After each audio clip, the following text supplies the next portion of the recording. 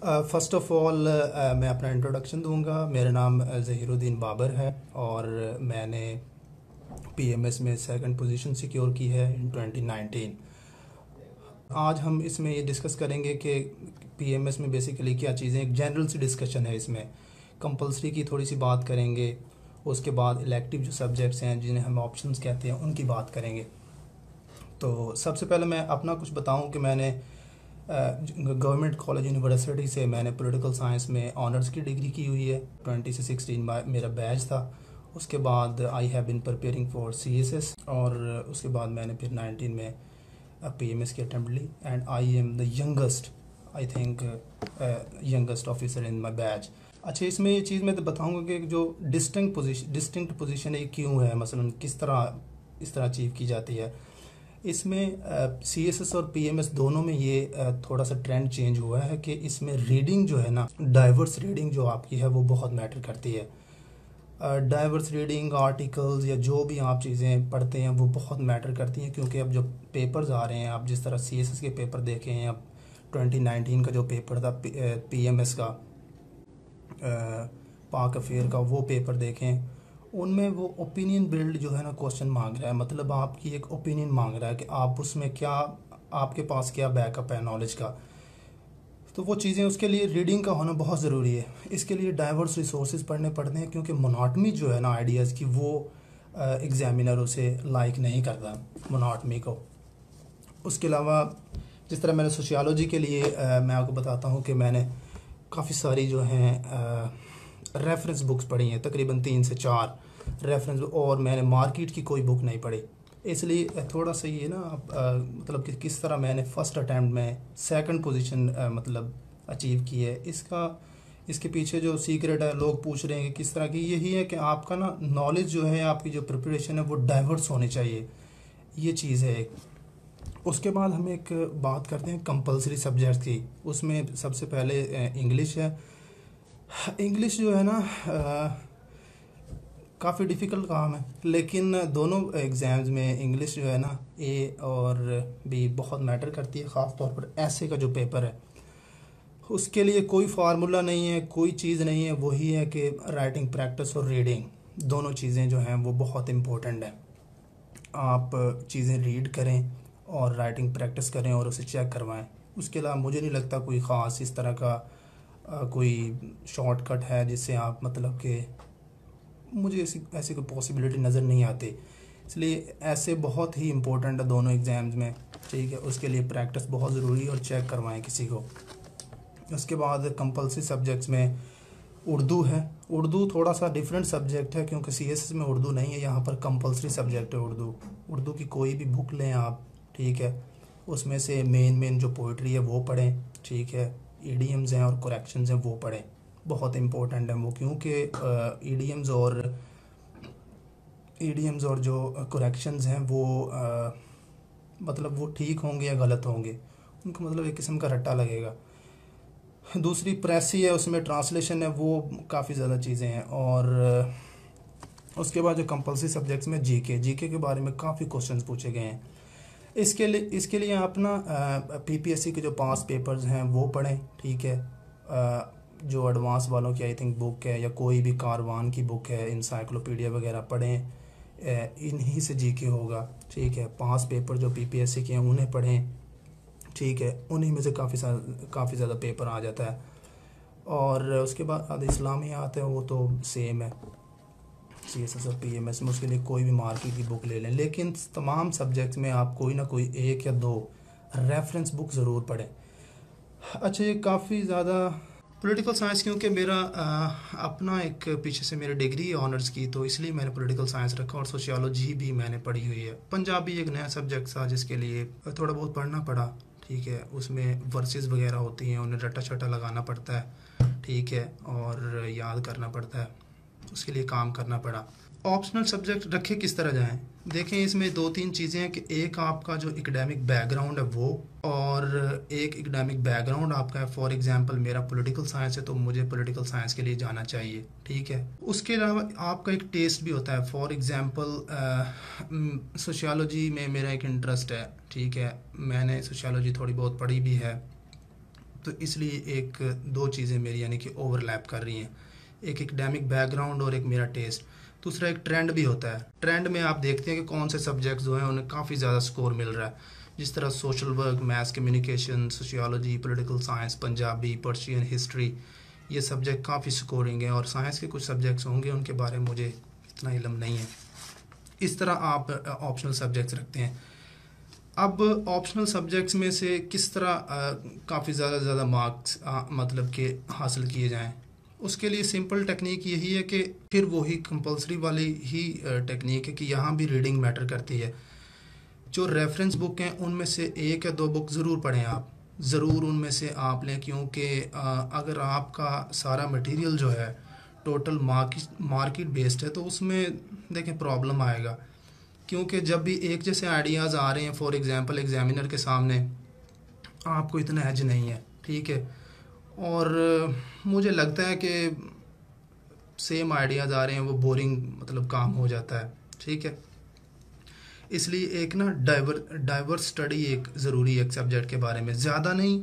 मैं ये नहीं कह रहा कि आप एक सब्जेक्ट के मतलब के 20 से 30 बुक्स पढ़ लें, नहीं, एक या दो बुक्स होती हैं जो कोर होती हैं किसी भी सब्जेक्ट का, ठीक है, वो उठाएं, उन्हें पढ़ें, ठीक है।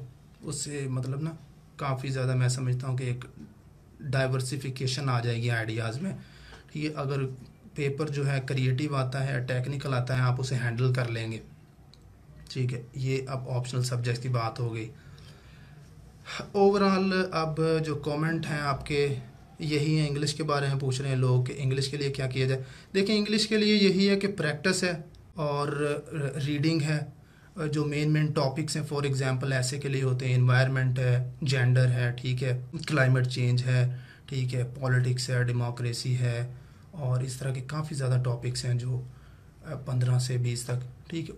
उनका आपके पास मटेरियल होना चाहिए, उन पर ऐसे लिखें, उन्हें चेक करवाएं, ठीक है, ये चीज़ है।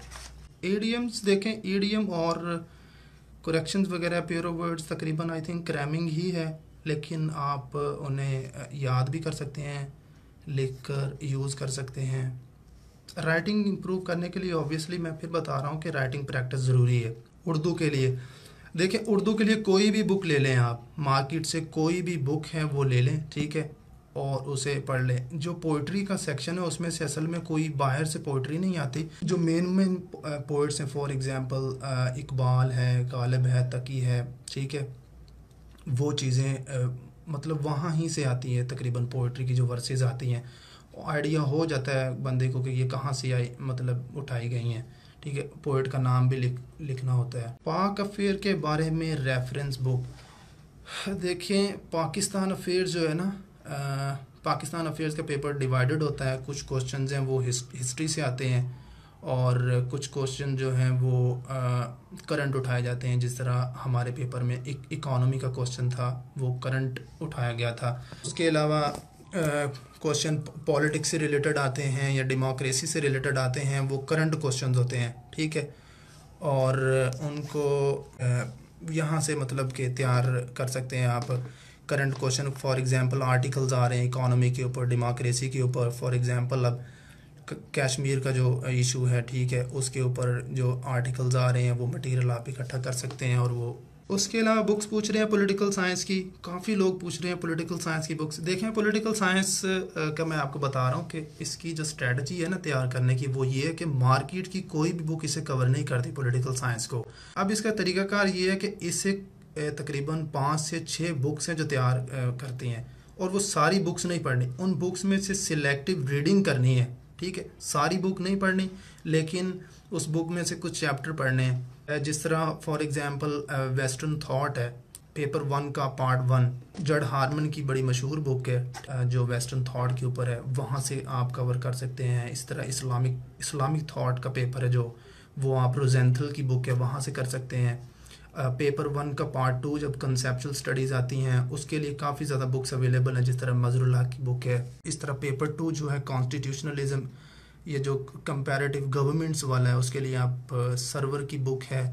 और उसके अलावा जो पाकिस्तान का पोर्शन है, उसमें पाकिस्तान अफेयर का पोर्शन, वो आप किसी भी बुक से उठा सकते हैं, जिस तरह ट्रैक टू पाकिस्तान है या कॉन्स्टिट्यूशनल हिस्ट्री है बाय हामिद खान, ठीक है। यही जो मार्केट में बुक्स अवेलेबल हैं।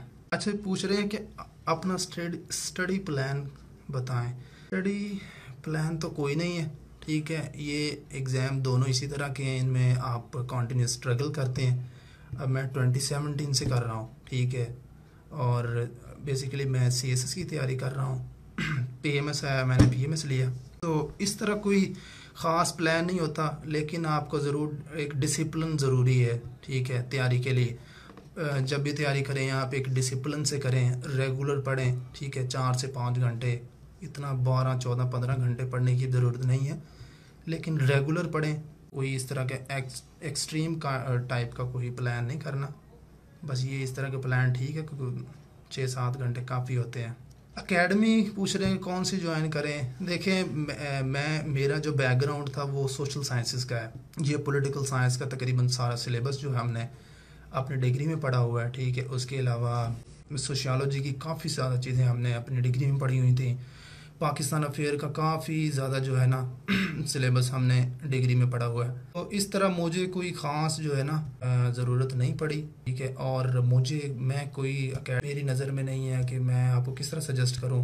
मैं किसी एकेडमी, मेरा एक्सपीरियंस नहीं है। काफ़ी ज़्यादा अकेडमी से आप देख लें, टीचर हैं उनसे आप पूछ सकते हैं, ठीक है। जिस तरह बुक्स फॉर पंजाबी, अच्छा देखें, बुक्स फॉर पंजाबी काफ़ी ज़्यादा बुक्स अवेलेबल है, लेकिन मैंने वासिफ लतीफ़ साहब की बुक पढ़ी है। देखें, एवरेज और कितनी स्टडी करनी चाहिए डिपेंड करता है पर्सन टू पर्सन। कुछ लोग ये ऐसे भी हैं कि वो जॉब होल्डर्स हैं, ठीक है, वो 4 से 5 घंटे पढ़ते हैं, लेकिन आई थिंक 6 से 7 घंटे ज़्यादा से ज़्यादा पढ़ा जाता है, ठीक है। उसके बाद कहीं आप जो कर लें, लेकिन इतना ही प्रोडक्टिव टाइम इतना ही होता है, 6 7 घंटे, लेकिन रेगुलर पढ़ें। उर्दू के लिए कोई मार्केट की बुक ले लें, कोई भी बुक। ऐसे के लिए प्लान यही है कि प्रैक्टिस करें, लिखें, प्रैक्टिस करें और चेक करवाएं। साल भी लग सकता है, 2 साल भी लगते हैं, और इससे ज़्यादा अरसा भी लग सकता है। दोनों एग्ज़ाम अनसर्टन है, ठीक है। इनमें अनसर्टेनिटी का एलिमेंट बहुत ज़्यादा है, ठीक है। डिसअपॉइंटमेंट भी होती है जब आप फेल होते हैं, ठीक है, लेकिन आप कंटिन्यूस स्ट्रगल करें, ठीक है। और जो इसमें डटा रहेगा इंशाल्लाह वो निकल जाएगा। हमने जो दाएं बाएं देखा है ना, इसी तरह अनसर्टेनिटी का एलिमेंट बहुत ज़्यादा है इसमें, ठीक है, लेकिन आपने हार्ड वर्क करनी है, और जो हार्ड वर्कर्स हैं वो निकल जाते हैं। यार गूगल से बुक देखिए, डाइवर्सिफाई स्टडी ज़रूरी है, लेकिन मैं समझता हूँ कि आप जो है ना हार्ड कॉपी लें किसी भी बुक की। अगर इंटरनेट से बुक मिलती है, आर्टिकल मिलता है, उसकी हार्ड कॉपी पढ़ें, क्योंकि जो है ना ऑनलाइन स्टडी की इतनी जो है ना ऑनलाइन रीडिंग की रिटेंशन नहीं होती, ठीक है, मेमोरी की। सोशियोलॉजी वर्सेस सोशल वर्क काफ़ी आसान है, लेकिन थोड़ा सा स्टैटिक सब्जेक्ट है, ठीक है। 110 120 मार्क्स आते हैं। सोशियोलॉजी थोड़ा सा टेक्निकल सब्जेक्ट है, थेरीज़ हैं उसमें, और उसके अलावा सोशियोलॉजी का सिलेबस जो है वो थोड़ा सा लेंथी है, ठीक है। लेकिन अगर आप 1 2 3 बुक्स पढ़े रेफरेंस, तो काफ़ी ज़्यादा जो है ना इसमें आप स्कोर गेन कर सकते हैं। अनसर्टेनिटी इसलिए आ से कि देखें, एग्ज़ाम की नेचर इस तरह की है, ठीक है। कुछ मेरे दोस्त हैं, इवन के मेरे रिलेटिव्स ही हैं, काफ़ी अरसा हो गया, ठीक है। कोई 4 साल बाद, कोई 2 साल बाद मतलब सर्विस में आता है, ठीक है। आई एम लकी कि मैं 24 अभी मेरी एज है, और मैं जो है ना सर्विस में एंटर हो गया हूँ, और आई गॉट 2nd पोजीशन। और नेक्स्ट क्वेश्चन है, पॉलिटिकल साइंस के फ़िलासफ़र्स कैसे करें। अभी मैंने बताया पॉलिटिकल साइंस के फ़िलासफ़र्स के लिए वेस्टर्न थॉट की बुक है, जड हार्मन की, ठीक है। उनके सिर्फ आप कॉन्सेप्ट्स पढ़ें पॉलिटिकल साइंस के लिए, ठीक है। मेरे सब्जेक्ट्स मैंने बताए हैं, political science, sociology and Punjabi, ठीक है। अब इस टॉक को जो है ना फिनिश करते हैं। आपके कमेंट्स वगैरह हैं, आप उन्हें शेयर करें, और उन्हें हम आंसर करने की कोशिश करेंगे, ठीक है। और दुआ गो रहिएगा, और हार्ड वर्क करें, and serve this country is waiting to you, country is waiting for you, and you know people are in very difficult condition, serve them, okay। अल्लाह हाफिज़। कमेंट वगैरह कीजिएगा, मैं आंसर करूँगा, ओके।